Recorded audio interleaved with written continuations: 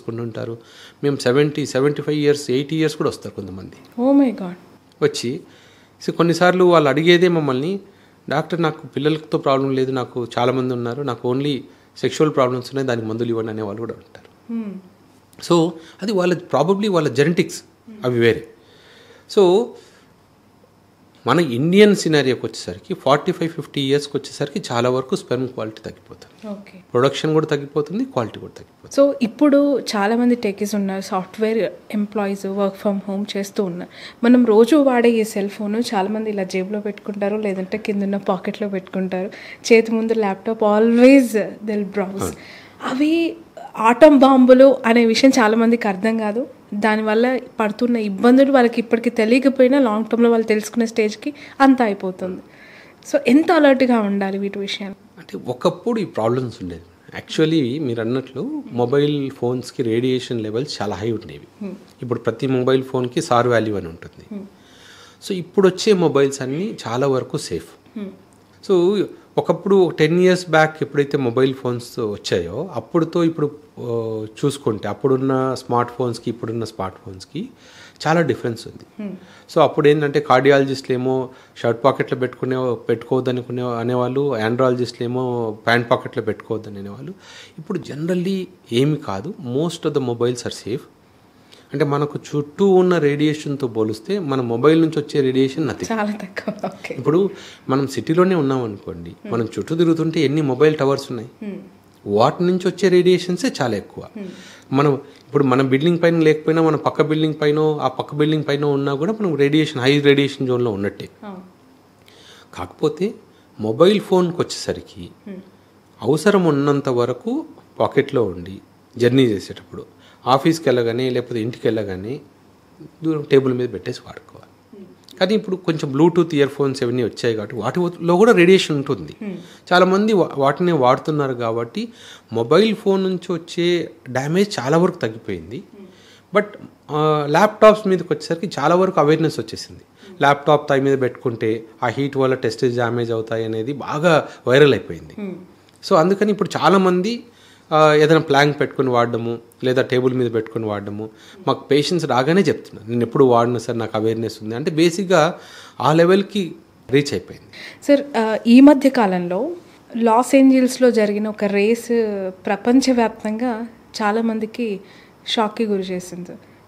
మీకు తెలిసే ఉంటుంది, ఈ కార్ రేస్ చూసాం, car racing, bike racing horse riding but sperm racing అనేది ఇప్పటివరకు మనం ఎప్పుడు వినలేదు, చూడలేదు.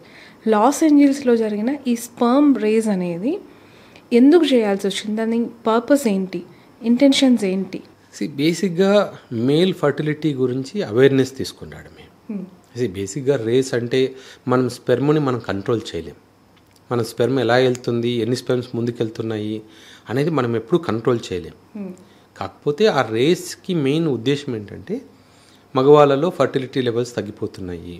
సో మీరు ఆ అవేర్నెస్ ఎప్పుడైతే పెరుగుతుందో దాని గురించి డిస్కషన్ స్టార్ట్ అవుతుంది. ఇప్పుడు ఆ స్పెర్మ్ రేస్ గురించి స్టార్ట్ అయినప్పుడు బ్యాక్గ్రౌండ్లో ఎందుకు చేయాల్సి వచ్చిందని పెరుగుతుంది. తర్వాత అసలు ఎందుకు తగ్గిపోతుంది అనే దాని గురించి అవేర్నెస్ వస్తుంది, చర్చ జరుగుతుంది. సో ఎలాంటి ఫుడ్స్ తీసుకోవాలి, ఎలాంటి కేర్ తీసుకోవాలి, ఇవన్నీ కూడా ఆ బ్యాక్గ్రౌండ్ మెసేజ్ ఒక థింగ్ హైలైట్ చేసి దాని చుట్టూ మేల్ ఫర్టిలిటీ ఇంపార్టెంట్ని మనము హైలైట్ చేయడానికి చేసిన రేసే. బేసిక్గా అక్కడ ఏం చేశారంటే ఇద్దరిని తీసుకొని, అంటే ఆ ఇద్దరిని స్పెర్మ్ మొటిలిటీ పెరగడానికి మెడికేషన్స్ బాగా ఇచ్చి చేశారు. కానీ బట్ బేసిక్గా మనం గుర్తుపెట్టుకోవాల్సింది ఏంటంటే స్పెర్మ్ ఓన్లీ స్పీడ్ అనేది ఇంపార్టెంట్ కాదు. ఇప్పటికి కూడా మనకు స్పెర్మ్ సీమెన్ అనాలిసిస్ మనం చేసుకున్నప్పుడు సీమెన్లో 3 ఇంపార్టెంట్ ఫ్యాక్టర్స్ ఉంటాయి. ఎంత కౌంట్ ఉంది, ఎన్ని మొటైల్ స్పెర్మ్స్ ఉన్నాయి, వాటిల్లో ఎన్ని నార్మల్గా ఉన్నాయి. అన్నిటికన్నా ముఖ్యం ఏంటంటే ఆ థర్డ్ది మార్ఫాలజీ అంటాం. అంటే ఇప్పుడు 100 స్పెర్మ్స్ ఉండి 100 స్పెర్మ్స్కి 100 స్పెర్మ్స్ అబ్నార్మల్గా ఉన్నాయనుకోండి, మనకి యూజే లేదు. సో ఇప్పుడు ఇంకా అడ్వాన్స్డ్ టెస్ట్లు కూడా వచ్చాయి. స్పెర్మ్లో ఉన్న డిఎన్ఏని కూడా మనము ఎన్ని స్పెర్మ్స్ డిఎన్ఏ హెల్తీగా ఉందని చూసేంత అడ్వాన్స్డ్ టెస్ట్ కూడా వచ్చాయి. దాన్ని డిఎన్ఏ ఫ్రాగ్మెంటేషన్ టెస్ట్ అంటాం. సో బేసిక్గా మనం ఇంపార్టెన్స్ ఇవ్వాల్సింది ఏంటంటే మొటిలిటీ కాదు. ఒకప్పుడు మనకు 10 ఇయర్స్ బ్యాక్ అన్ఎక్స్ప్లెయిన్ ఇన్ఫర్టిలిటీ అనేవారు. డాక్టర్స్కి ఏమీ అర్థం కాకపోతే అంటే మీ ప్రాబ్లం ఏంటో మాకు తెలియట్లేదు, సో దీనికి ఏమీ రీజన్ లేదు, సో మీరు ఐవీఎఫ్ చేయించుకోండి లేకపోతే న్యాచురల్గా ట్రై చేయండి అని చెప్పి వదిలేసేవాళ్ళు. అప్పుడు ఏవైతే మనం అన్ఎక్స్ప్లెయిన్ అనుకుండే వాళ్ళమో ఇప్పుడు ప్రతిదానికి మనకు ఒక ఆన్సర్ దొరికింది. మగవాళ్ళలో మెయిన్ ఆ దొరికిన ఆన్సర్ ఏంటంటే డిఎన్ఏ డ్యామేజ్. సో ఇక్కడ స్పెర్మ్ అనేది ఒక వెహికల్ మాత్రమే. మేల్ డిఎన్ఏని ఒక పార్ట్ చిన్న ముక్కని తీసుకెళ్ళి ఎగ్ దాకా తీసుకెళ్ళడమే ఈ స్పెర్మ్ యూజ్. కానీ మనం ఏం చూస్తున్నాము సీమెన్ అనాలిసిస్లో ఎన్ని స్పెర్మ్స్ ఉన్నాయి, ఎన్ని మూవ్ అవుతున్నాయి, ఎన్ని సూపర్ఫిషియల్గా నార్మల్గా ఉన్నాయి అనేది చూస్తున్నాం. కానీ వాటిల్లో ఎన్ని స్పెర్మ్స్కి ఫర్టిలైజింగ్ అబిలిటీ ఉంది అనేది మనం చూడట్లేదు. సో ఆ అబిలిటీని మనం కనుక్కోవాలంటే ఇప్పుడు డిఎన్ఏ ఫ్రాగ్మెంటేషన్ టెస్ట్ చేస్తే దాంట్లో అసలు ప్రాబ్లం ఏంటి, ఎన్ని స్పెర్మ్స్కి అసలు ఫర్టిలిటీ వచ్చే ఛాన్స్ ఉంది, అది మనం కనుక్కోవచ్చు. మన బిఫోర్ జనరేషన్స్ అంటే ఒక 20 సంవత్సరాల క్రితం లేదంటే 15 సంవత్సరాల క్రితం ఎలాంటి అడిషనల్ పిల్స్ అనేవి లేవు.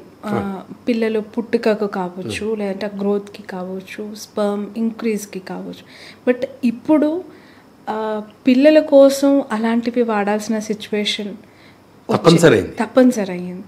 ఇన్ ఫ్యూచర్ ఎలా ఉండబోతోంది అంటే, సో ఇన్ ఫ్యూచర్ మనము 2 డిఫరెంట్ సినారియోస్ చూస్తాం. అంటే ఇంకొక షాకింగ్ థింగ్ ఏంటంటే నెక్స్ట్ జనరేషన్ ఇప్పుడు మనం అనుకుంటున్నాం కదా చాలామందికి కోరికలు తగ్గిపోతున్నాయి, ఈ హైపో యాక్టివ్ సెక్షువల్ డిజైర్తో చాలామంది పుడుతున్నారు పిల్లలని. వీళ్ళు పెద్దవాళ్ళు అయ్యేసరికి పెళ్ళి చేసుకోవాలని ఆలోచనే లేకుండా ఉన్నవాళ్ళు చాలామంది అవుతారు.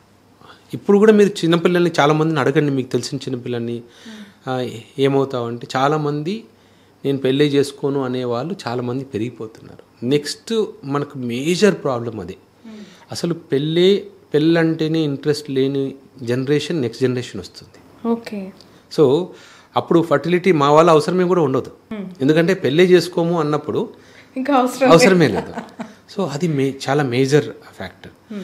ఇంకొకటి నెక్స్ట్ జనరేషన్కి చాలా వరకు ఇప్పుడున్న జనరేషన్కి నెక్స్ట్ జనరేషన్కి చాలా డిఫరెన్సెస్ కనిపిస్తాయి. ఇప్పుడు మనం చాలామంది పిల్లలకు ఆస్తులు కూడా పెడుతున్నారు, పిల్లలకు ఇల్లు ఉండాలి, కార్లు ఉండాలి, పొలాలు ఉండాలని చూస్తున్నాం కదా. నెక్స్ట్ జనరేషన్ కిడ్స్కి అవన్నీ ఇంట్రెస్ట్ ఉండదు. స్థిరాస్తుల మీద కానీ ఇంట్రెస్ట్ లేని వాళ్ళు చాలామంది ఉంటారు. Only rented houses, rented cars, నెలకు వస్తే శాలరీ వస్తే ఖర్చు పెట్టుకునే వాళ్ళు ఎక్కువ మంది అవుతారు. సో ఇవన్నీ కూడా పోతాయి నెక్స్ట్ ఒక 10 yearsలో చూస్తే ఇవన్నీ వచ్చే చేంజెస్.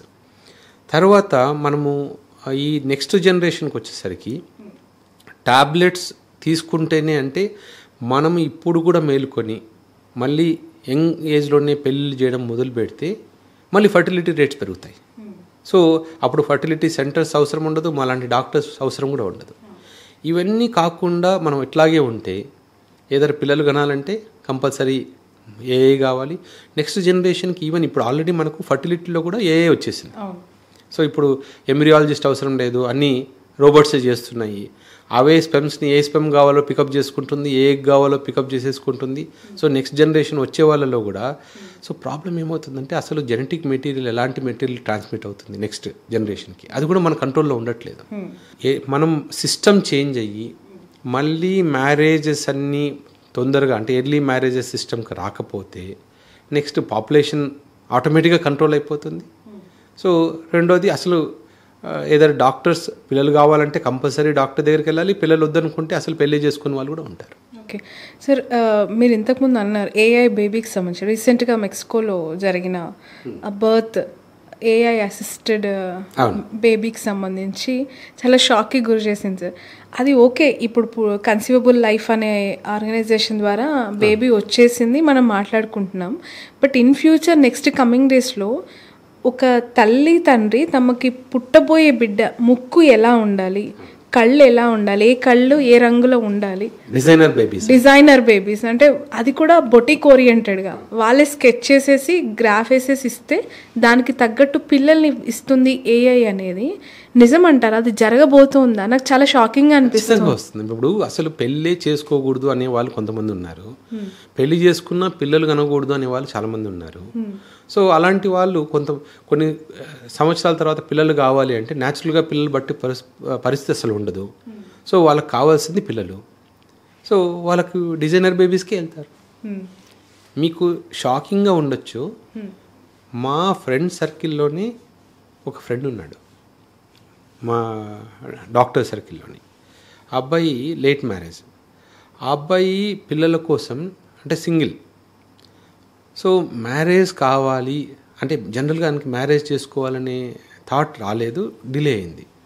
సో ఆయన పిల్లల కోసమే ఆయనకు వచ్చి నాకు ఇలాంటి అబ్బాయి కావాలి, ఈ ఫీచర్స్ ఉండాలి. సో ఆ అబ్బాయి చూసుకొని ఇప్పుడు డోనర్ ఎగ్స్ కావాలి కదా, డోనర్ ఎగ్స్ ఒక రష్యన్ అమ్మాయిని ఫొటోస్లో ప్రొఫైల్స్లో చూసి ఆ అమ్మాయిని ఇండియాకి పిలిపించేసుకొని ఆ అమ్మాయి ఎగ్స్ తీసుకొని ఈయన స్పెర్మ్స్తో మిక్స్ చేసి మళ్ళీ సరగేట్ కావాలి కదా. అప్పుడు ఇండియాలో సరగేసి అప్పుడు లేదు. మళ్ళీ సరగేట్ ఎవరు లీగల్గా అలౌడ్ ఉన్నది ఎదర్ థాయిలాండ్ లేకపోతే కెన్యా. సో కెన్యన్ సరగేట్ని తీసుకొని ఈ రెండుని ఆల్రెడీ అంటే ఇక్కడ ఈయన స్పెర్మ్ని ఆ రష్యన్ అమ్మాయి ఎగ్ని తీసుకొని కెన్యన్ అమ్మాయి దీంట్లో చూసుకొని పిల్లల్ని అన్నాడు. సో అంటే ఆల్రెడీ మనం అనుకుంటున్నాం కానీ ఎక్కడో అవుతుంది, ఆల్రెడీ ఇవి చాలా వరకు స్టార్ట్ అయిపోయాయి. ఆ రష్యన్ అమ్మాయి ఎలాంటి ఫీచర్స్ ఉండాలి దానికోసం ఆల్మోస్ట్ 6 months రీసెర్చ్ చేశాడు. అంటే ఇలా ఉండాలి, అమ్మాయి నచ్చట్లేదు, ఆ అమ్మాయికి మళ్ళీ పిలిపించడము, జెనెటిక్ టెస్ట్ చేయించాడు. అతను పెళ్లి చేసుకోలేదు కానీ అనుకున్న బాబునైతే కన్నాడు. ఓ మై గాడ్. సో ఇప్పుడు ఏంటంటే అలాంటి సిచ్యువేషన్ వచ్చేసింది. సింగిల్ పేరెంట్స్ అనేది చాలా కామన్ అయిపోతుంది. మనకు కూడా ఇండియాలో కూడా నెక్స్ట్ ఫ్యూచర్లో అంటే బయట కంట్రీస్లో ఉంది. అంటే ఆయన యూఎస్లో ఉంటాడు కాబట్టి ఆయనకి సరిపోయింది, యూఎస్లో సెటిల్ అయ్యాడు కాబట్టి. ఇప్పుడు ఇక్కడికి వచ్చేసరికి అవన్నీ నెక్స్ట్ 10 yearsలో అవన్నీ కామన్ అయిపోతాయి. ఈ స్పర్మ్ రేసు ఇప్పుడు మీరు చెప్పిన ఇన్సిడెంట్, సరోగేట్ ద్వారా స్పర్మ్ అండ్ ఎగ్ బయట దేశం అమ్మాయితో తీసుకొని బేబీని కనడం, ఇలాంటివన్నీ ఇండియాలో సాధ్యమవుతాయి సార్ ఒక 10 years తర్వాత. ఎందుకనంటే ఇంకా అమెరికా లాంటి అత్యాధునిక దేశంతో అందుకోవడానికి మనం ఇంకొంచెం వెనకబడి ఉన్నాం అనిపిస్తుంది. ఇలాంటి విషయాల్లో యాక్సెప్టెన్సీ ఉంటుందా మన సొసైటీలో? అంటే అలా చేస్తే ఇండియాలో అంటే ఇప్పుడు మనకు అసలు గవర్నమెంట్ ఇంత స్ట్రిక్ట్గా ఉంది కాబట్టి మనం ఇప్పుడు ఇట్లా ఉంది. ఇప్పుడు మేల్ ఫీమేల్ రేషియో చూడండి ఎలా ఉంది. సో ఒక టైంలో ఎవరికి అమ్మాయి వద్దాం, ప్రతి ఒక్కరికి అబ్బాయిలే కావాలి. సో అలా ఆలోచించడం వల్లనే కదా ఇప్పుడు అమ్మాయిలకి అబ్బాయిలకి రేషియోలు చేంజెస్ వచ్చేసాయి. సో ఇప్పుడు ఏంటంటే ఇండియన్ గవర్నమెంట్ సెక్స్ సెలెక్షన్ అనేది టోటలీ బ్యాన్ చేసింది. సో అలాంటి రూల్స్ని ఇప్పుడిప్పుడే రిలాక్స్ చేయదు. ఎందుకంటే ఇంకా మనకు విలేజెస్లో ఫీమేల్ ఫిట్ సైడ్ అంటే స్కాన్ చేయించేసుకొని అమ్మాయి అయితే అబార్షన్ చేయించుకునే ఇవి ఇంకా చాలా కామన్గా నడుస్తుంది. సో ఓన్లీ అబ్బాయిలు కావాలి అని ట్రై చేసే వాళ్ళు కూడా ఉన్నారు. బయట కంట్రీస్లో అలాంటి రూల్స్ ఏం లేవు. ఇప్పుడు మనం